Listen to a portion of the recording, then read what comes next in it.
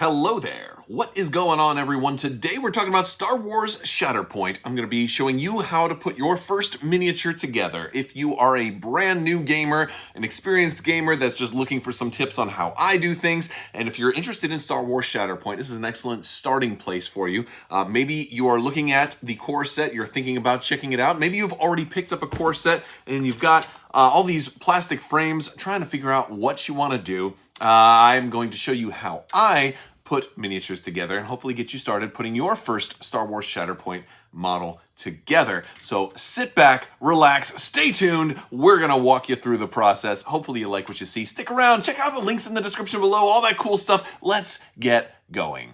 So if you've picked up a Star Wars Shatterpoint core set, you've probably got an awful lot of these frames laying around. It might feel a little overwhelming. First, I want to reassure you that you don't have to build all of them at once. You can start off with just a single miniature, a single model, one piece at a time. You can even do a little crate, which is probably the first thing that we'll do. If you guys are new here to the channel, I do talk a lot about Star Wars tabletop games. We're doing a massive giveaway right now for a Star Wars Shatterpoint core set in the form of a $165 Amazon gift card. You just have to be a subscriber and leave a comment on this or one of my videos if you want to have a chance to enter to win that. So be sure to check it out. What we want to do is just locate our sprue. We're going to want a couple of tools and we're going to want our instructions. So I'll tell you about some of the things that I use before we get into really taking these apart. First thing you want is to have a cutting tool to remove these. I use a cutting tool like this. This is not exactly wire cutters. This is a specific tool to crimp these things out nice and gently. And this is going to allow us to go to these bits right here and start snapping them off. Some people who are maybe new to the hobby will try to twist these off, and the problem with something like that is it can break pieces off and you can twist them incorrectly. The second thing you're going to want to be able to do is like I have a hobby knife to be able to take these little bits and smooth them out. Now I use an X-Acto knife. This is very sharp, so be very careful. And I will come in and kind of smooth those out a little bit. And sometimes I'll use the back end of the knife, especially if it's like a curved surface, just to kind of sand down, to kind of grind out those extra little bits. And you want to do this on any point that it was touching the frame, because they're injection molded, right? So they get all like the plastic has to kind of flow down in there, and that's kind of how all that works. And also sometimes there will be mold lines, and you can smooth those over with a hobby knife and keep them, especially on round and smooth places. You don't want like a big line right there where it shouldn't be. So preparing the miniature is an important part. You're also going to need a plastic glue. Now, I like to use this Tamiya extra thin cement. It is a very liquidy, very aromatic type of glue, and it's not an instant bond. So this will have a sort of an applicator brush in here, and I can brush it on the parts that I want, and it kind of melts the plastic into the other piece, and it takes a little bit of time before it actually makes that bond permanent. So you have a little bit of time, but it'll also start kind of melting it together. So you want to make sure you're pretty deliberate with how you use it, and I'll give you some examples. But the other thing that we're going to need is our instructions. Now, I've gone ahead and printed out all of these instructions, but these are all available online. And if you click the link in the description below, it's going to take you to the Shatterpoint page that has all of the build instructions right there. They're all going to be available for you. You can pull these up on your phone or on a laptop or a tablet, or you can print them out. You don't have to print them all out on one page. I like to print them out, but I like to do it 4 pages per actual sheet because I still find that I'm able to read those pretty well. And so these are very, very important. These are going to be instructions for all of the different pieces that you're going to have. Each instruction piece is going to reference each piece by a letter and number to allow you to easily identify it on the frame. And we're going to start with a very simple one called the crate, which is just 2 simple pieces, T01 and T02. Now, if we reference our frame here, we're going to notice that we have lots of T01s and lots of T02s. And so what we're going to do here is I just had a T01 that I pulled off before. I'm going to do the same thing with the T02. So now that I've got both pieces together, you always want to dry fit pieces together before you glue them. And what that means is just without applying any glue, just put them together in the way that the instructions instruct you to. Make sure everything fits correctly. Sometimes you might accidentally have the wrong piece, or you might have it backwards or something like that. Now in a piece like this, it's very simple, but sometimes when you're messing with arms, hands, or equipment that can go on maybe a left side or a right side of a model, it's important to dry fit it first because it's more pronounced. You're more likely to make a mistake with something like that. So this fits in just fine, but of course it's not glued, so it will come right out. And this is where we'll go ahead and get our cement. And what I want to do is I want to touch it to the places that are going to actually be in contact, and I put a little bit on this piece right here. Now I'm not putting a whole lot on there, just enough to make sure that it stays together, and we're going to put it in just like that.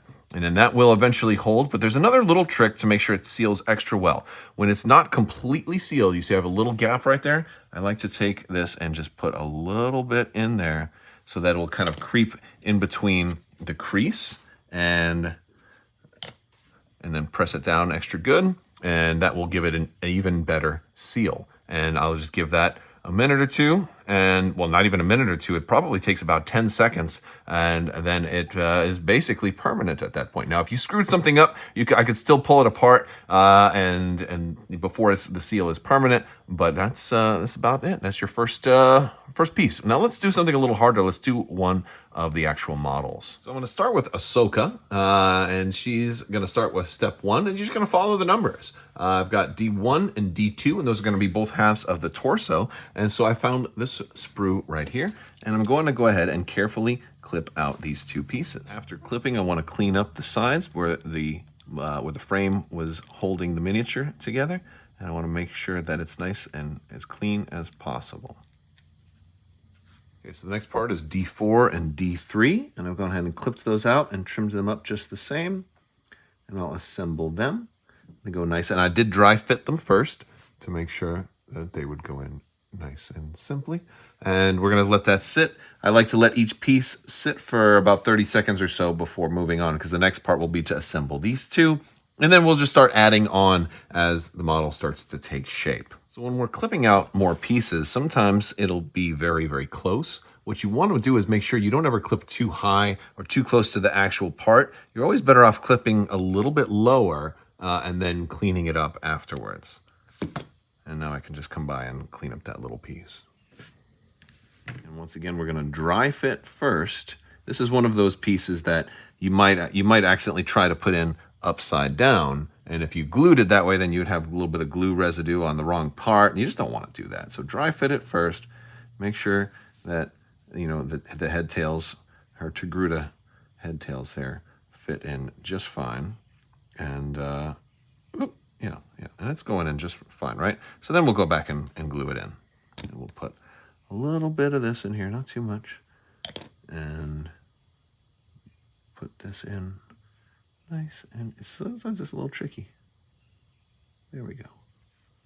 And then press. I like to put a little pressure once it's set in there, and that'll hold it in.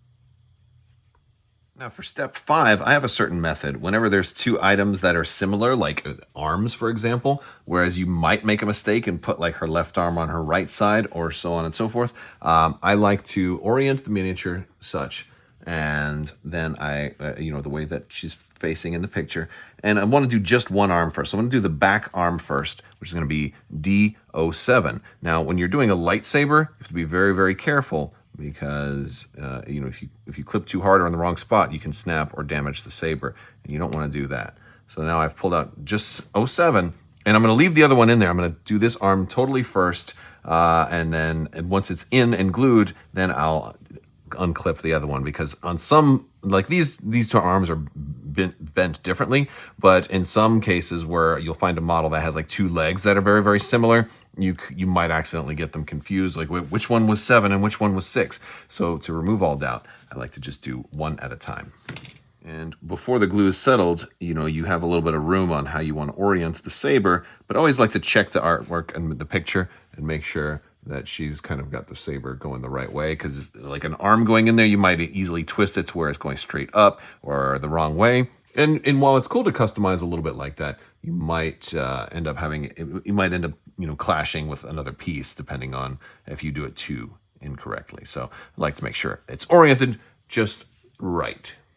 Now I'm just kind of skipping forward a little bit and assembling her lower half and getting that ready to dry as I prepare the legs and then the final merger of putting her all together. All right, so I've put the skirt in first and done one leg at a time. And the whole idea for this is to make sure that I don't end up putting like this leg in here or don't put a leg in backwards. So I wanted the skirt in assembled first to just dry fit the leg, make sure that that is good.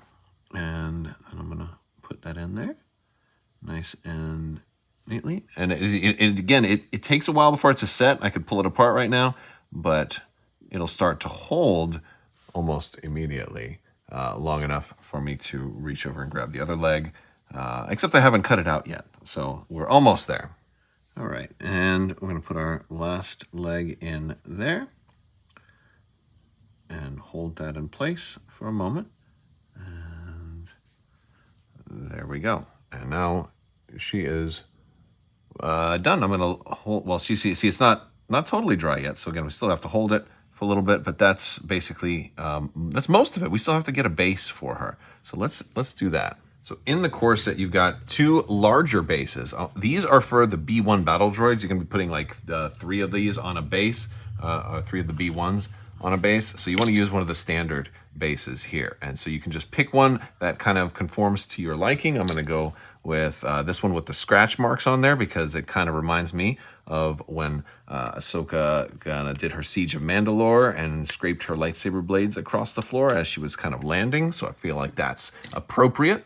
And of course, you also want to do the same treatment with the base. You want to kind of clean up those edges since you're clipping those off around the sides so that they'll be nice and smooth. Of course, I'm going to be painting over these anyway, but I don't want big chunks sticking out. Although this is probably the least critical part, it still matters.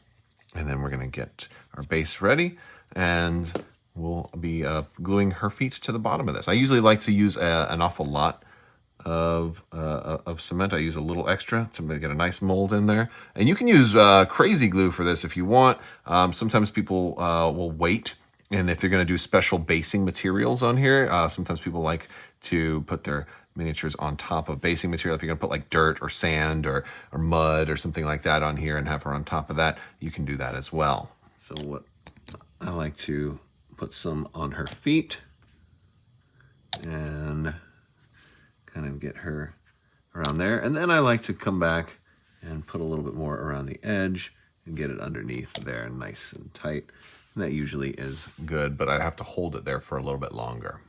And after we let that dry for about a minute, we are good to go. Still, these, I like to leave these dry about twice as long as all the rest of the bits because it's just a kind of a flat-to-flat connection.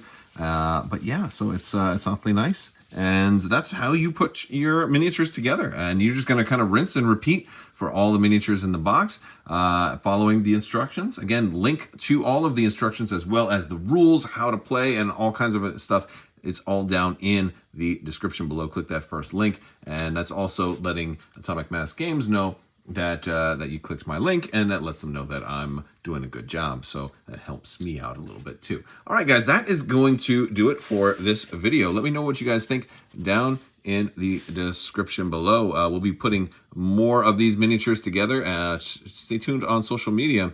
We'll be trying to get all of them together. We'll be painting these. We'll be doing battle reports and talking about tactics and strategy. And we'll even be looking at new units as they come out as well. And all of the latest news, you can find it right here. So stick around. I want to thank you all so much for watching. And big thanks to my patrons as well. You guys are absolutely amazing and help make this channel possible. And I will talk to you later. May the force be with you. Live long and prosper. Be excellent to each other. So say we all. The spice must flow. And cowabunga.